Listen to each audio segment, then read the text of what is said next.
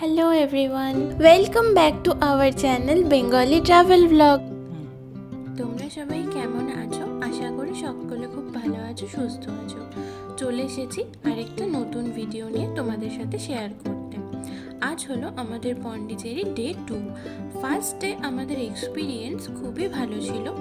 আমরা French colony বা white town explore করেছিলাম, যেটার ভিডিও অলরেডি চ্যানেলে আছে, তোমরা গিয়ে দেখতে পারো।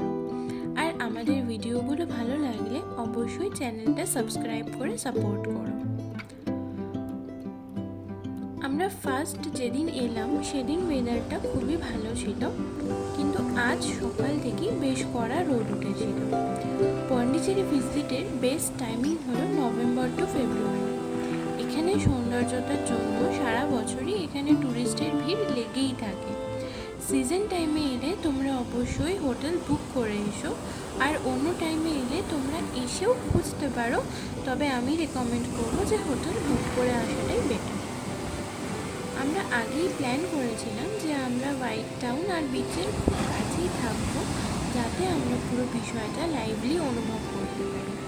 সেই মতোই আমরা আমাদের স্টেটা কিন্তু হোয়াইট টাউনের মধ্যেই নিয়েছিলাম, আর যা বিচ থেকে মাত্র 5 মিনিট দূরেই ছিল। তাই সকালে উঠেই আমরা প্রথমেই চলে এলাম এই সুন্দর বিচটাতে। এই বিচটার নাম হল নিউ স্যান্ড বিচ। এই বিচটা ট্যুরিস্টদের আকর্ষণের কারণ এর অসাধারণ সুন্দর ভিউ আর চারিপাশের শান্ত পরিবেশ। বিচটা খুবই পরিষ্কার আর এখানের জলটাও কিন্তু খুবই ক্লিন। যেরম তোমরা ভিডিওতে দেখছো, বিচের পাশে রাস্তা বরাবর হাঁটলেই কিন্তু এর পাশে আরও দুটো বিচ রয়েছে, একটা রক বিচ আর একটা গান্ধী বিচ। এখানে এই যে বড় বড় পাথরগুলো রয়েছে, সেই পাথরগুলোর জন্য কিন্তু আরেকটা বিচের নাম রক বিচ বলে পরিচিত।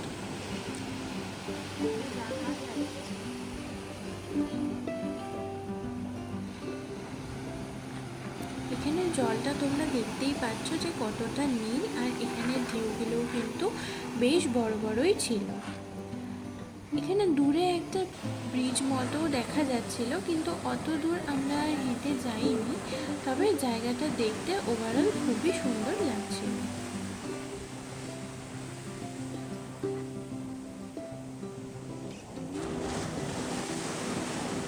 ওখানে দাঁড়িয়ে থাকতে থাকতেই আমরা দেখছিলাম দূর দিয়ে একটা ছোট ট্রলার মতো যাচ্ছিল। তো এই দেখো, এই ছোট এই ট্রলারের মতো যে নৌকোগুলো আছে, এগুলো কিন্তু বেসিক্যালি এদের ফিশিং করার জন্য এরা ইউজ করে থাকে।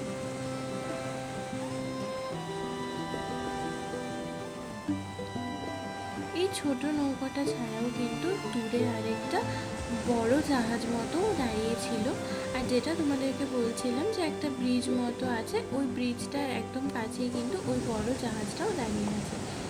এই দেখো, তোমরা দেখতেই পাচ্ছ। আমাদের সাথে সাথে তোমরাও কিছুটা বিচটার এই ভিউটা এনজয় করো।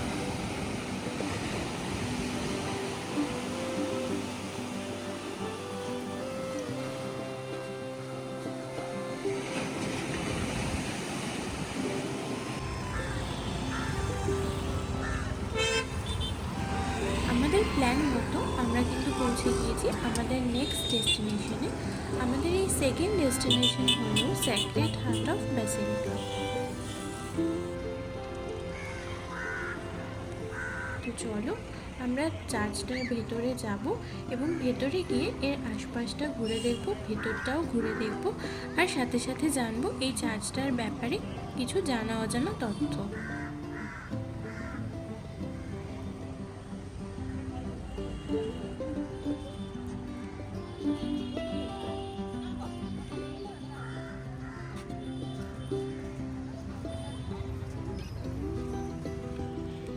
100 বছরেরও পুরনো এই ঐতিহাসিক গির্জাটি 50 মিটার লম্বা, 48 মিটার চওড়া এবং 18 মিটার উঁচু। আকাশে দেখা যায় এমন ল্যাটিন রাইট ক্রস আকৃতির গথিক স্টাইলে। 24টি প্রধান স্তম্ভ কাঠামোটিকে ধরে রেখেছে। 100 বছরেরও এই পুরনো গির্জাটি 20 জন প্যারিস পুরোহিত দ্বারা পরিচালিত হয়ে আসছে। 2005 সালে প্যারিস পুরোহিত থমাসের আগমনের পর গির্জাটির ভেতরে এবং বাইরে সম্পূর্ণরূপে সংস্কার করা হয়েছিল। 4জন ধর্মপ্রচারকের মূর্তি স্থাপন করা হয়েছিল, যার নিচে 4টি ল্যাম্পপোস্ট রয়েছে, যেখানে তাদের জীবন এবং আমন্ত্রণকারী যিশু এবং 12 জন প্রেরিতের সামনের দিকের বর্ণনা করা হয়েছে। 1895 সালে তৎকালীন আর্চ বিশপ মিস্টার গ্যান্ডি পন্ডিচেরির আর্চ ডায়োসিসকে যিশুর পবিত্র হৃদয়ে উৎসর্গ করেছিলেন। তিনি যিশুর পবিত্র হৃদয়ের প্রতি ভক্তি জানিয়ে একটি নতুন গির্জা নির্মাণ করতে চেয়েছিলেন। নেলিথোপের প্যারিস পুরোহিত রেভারেন্ড ফাদার টেলিসফোর ওয়েল্টার ভবনের এই পরিকল্পনাটি প্রস্তুত করেছিলেন এবং ক্যাথেড্রালের প্যারিস পুরোহিত রেভারেন্ড ফাদার ফোরকট 1902 সালে পন্ডিচেরির দক্ষিণ দিকে এই নতুন গির্জাটি নির্মাণ করতে স্টার্ট করেছিলেন। বর্তমান গির্জার পশ্চিম অংশে গির্জার আশীর্বাদ এবং প্রথম প্রার্থনা অনুষ্ঠিত হয় 17 ডিসেম্বর 1907 সালে ম্যাজিস্ট্রেট গ্যান্ডির মাধ্যমে, এবং এই গির্জাকে ঘিরে নতুন প্যারিস প্রতিষ্ঠিত হয় 27 জানুয়ারি 1908 সালে। 2008 এবং 9 সালকে প্যারিসের প্রতিষ্ঠার শতবর্ষ পূর্তি হিসেবে উদযাপন করা হয়েছিল এবং শতবর্ষ উদযাপনের সমাপ্তি অনুষ্ঠান উপলক্ষে একটি বিশেষ ডাকটিকিট এবং ডাকখামও প্রকাশ করা হয়েছিল। যেরকম তোমরা চার্চের ভেতরটা দেখতেই পাচ্ছ যে এখানে কিন্তু বিভিন্ন কালারফুল গ্লাস পেন্টিং করা রয়েছে, যাতে যিশুর জীবন কাহিনীর ব্যাপারে কিছু কিছু কথা ফুটিয়ে তোলা হয়েছে। আর তাছাড়াও চার্চের ভেতরে এবং বাইরে খুবই সুন্দর সুন্দর ঝাড়বাতিও কিন্তু লাগানো রয়েছে।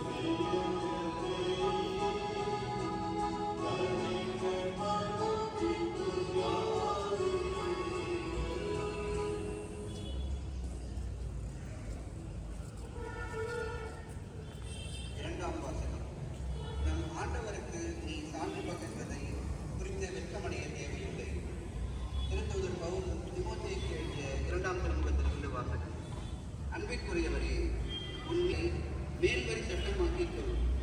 நமக்குள் குடிகொள்ளும் தூய ஆவியால் ஒப்படைக்கப்பட்ட நல்ல போதனைகளை கற்றுக்கொள்ளும். ஆண்டவரின் அருள்வாக்கு.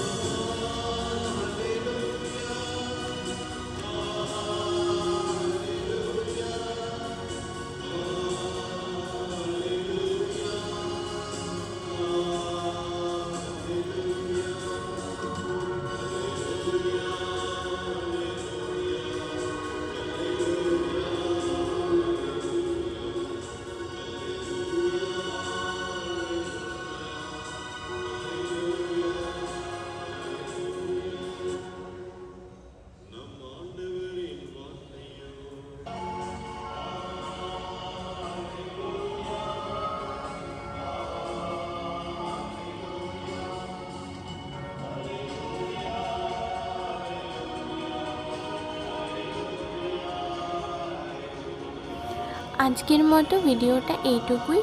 দেখা হবে অন্য কোনো দিন অন্য আরেকটা ভিডিও নিয়ে।